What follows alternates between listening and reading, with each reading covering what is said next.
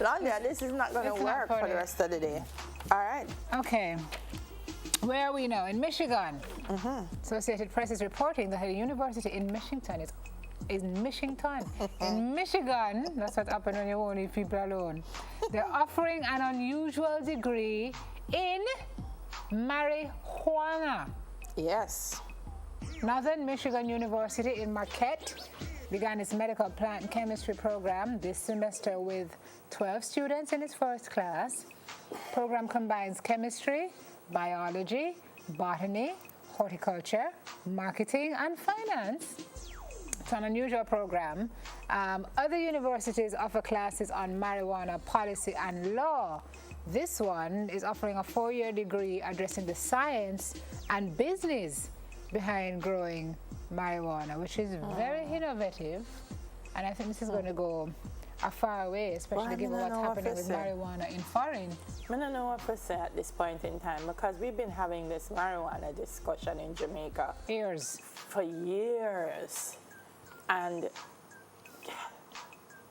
everybody else has figured out that it's a great way to get money. And Jamaica needs money. But with the work that people like Dr. Lowe is doing with cannabis and byproducts of, I mean, we really He'll tell you it's been difficult for him though. Well, students that say they don't grow the marijuana plants in the program, but they look to other plants that are traditionally recognized with medicinal value, but are not illegal to grow. And then they learn how to measure and extract the compounds in the plants that can be used for medicinal purposes. Then they transfer that knowledge to marijuana. So that's very cool. Which has been used to treat chronic pain, nausea, seizures, and glaucoma. A whole lot of things people tell you in Jamaica. All right, second thing, all Wi-Fi networks are vulnerable to hacking. Now, every time you log on to a Wi-Fi network, I'm not sure it does it for me, it says not secure. This is not secure. But even the ones that there's a reason why they tell you it's not secure. Because if you get hacked, the owner of the Wi-Fi service not responsible ain't going to be getting themselves in trouble. So it's saying the security protocol used to protect the vast majority of Wi-Fi connections has been broken, potentially exposing wireless internet traffic to malicious eavesdroppers and attacks, according to the researcher who discovered the weakness. Long time that about. Wow.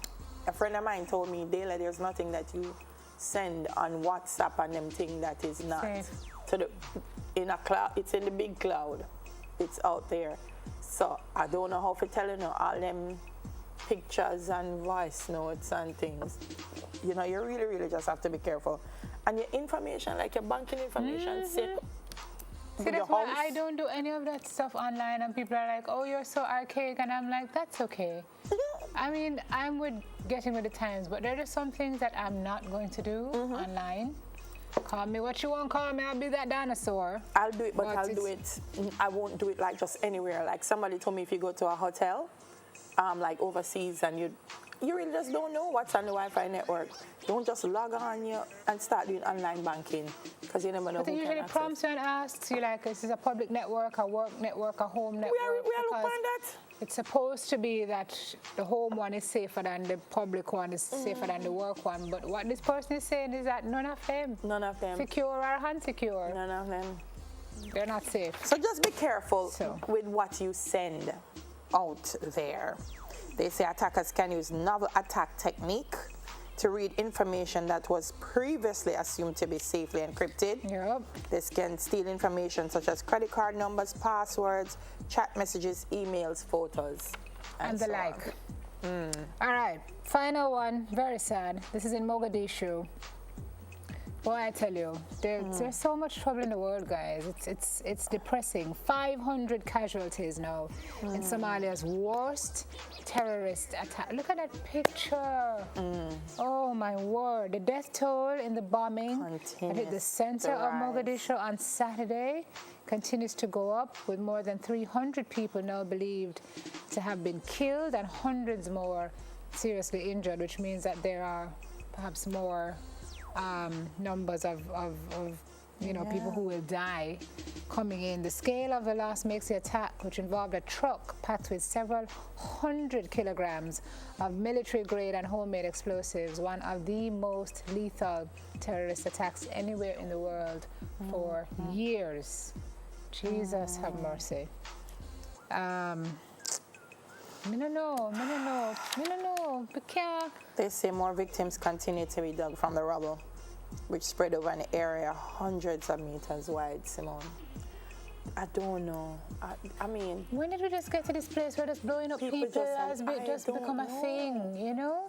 Look at where the bomb is. Could you put that back up? And look at the proximity to the university campus. Ministry of Foreign Affairs. To the airport. You know? That was very strategic. Yeah. That person was trying to make a point. Has anybody claimed? I mean, we can't tell distance from there, but it seemed pretty close. The bomb, which provoked international condemnation, will focus attention on the decade-long battle against Al-Shabaab, an Islamist group in Somalia. You know, you read about all the progress being made in Africa and all the wonderful things that continue to happen there, because progress tends to be a westernized way of thought. But all the things that happen there and have been happening there, and then you read about things like this and you really just feel heartbroken because... It's like 2 steps forward and some countries going 2 steps back. You know, so... Very sad. Our thoughts and prayers are with all the folks there in Somalia. All right, birthdays. Please. I want to say happy birthday to Kenneth Brooks, who's celebrating his birthday today. Kenneth there in Spanish Town. Good morning, Kenneth. Who is Kenneth? Yes, I don't know Kenneth, but I hear Kenneth loves me, so I love him too. Your smile is so broad when you talk about Kenneth. I thought maybe it was somebody from your past. No, anybody from here love me. Somebody said he doesn't love them back. Yes, I love you, Kenneth. Happy birthday. Okay. Happy birthday to Dejon Williams, coming to you from your mom.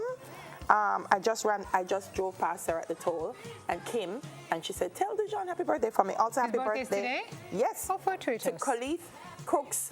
Miss Crooks, me can't find the picture, but happy birthday to you, coming from your daughter Kayla. My MP birthday's today, Colin Fagan, so happy birthday to you, sir. Keon Williams, Marsha, Raven, Nathaniel, and Merlene Daly, looking fab. I won't say your age, but happy birthday to you, ma'am. 18. Yeah.